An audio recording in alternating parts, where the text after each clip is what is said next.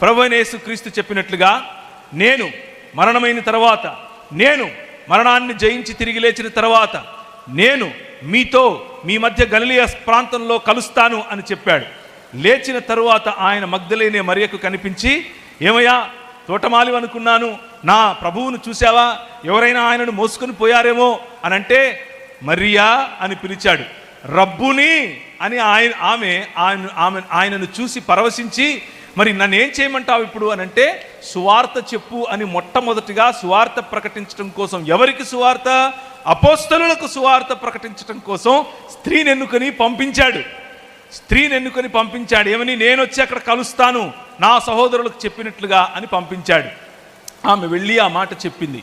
వారికి ఆయన ప్రకటించినటువంటి దేవుని రాజ్యమును గురించినటువంటి అంశాలు గుర్తొచ్చాయి. అపోస్తలుల కార్యములు 1వ అధ్యాయం, అలాగే అపోస్తలుల కార్యములు 2వ అధ్యాయం.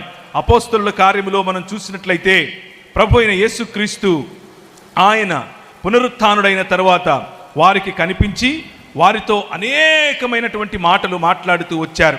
ముఖ్యంగా ఆయన మాట్లాడిన మాటలన్నీ కూడా దేవుని రాజ్యమునకు సంబంధించినటువంటి మాటలు. ఆయన శ్రమపడిన తరువాత 40 దినముల వరకు వారికి అగపడుచు దేవుని రాజ్య విషయములను గూర్చి బోధించుచు అనేక ప్రమాణములను చూపి వారికి తన్ను తాను సజీవునిగా కనపరచుకొనెను. 1వ అధ్యాయంలో నుంచి చదువుతున్నాను.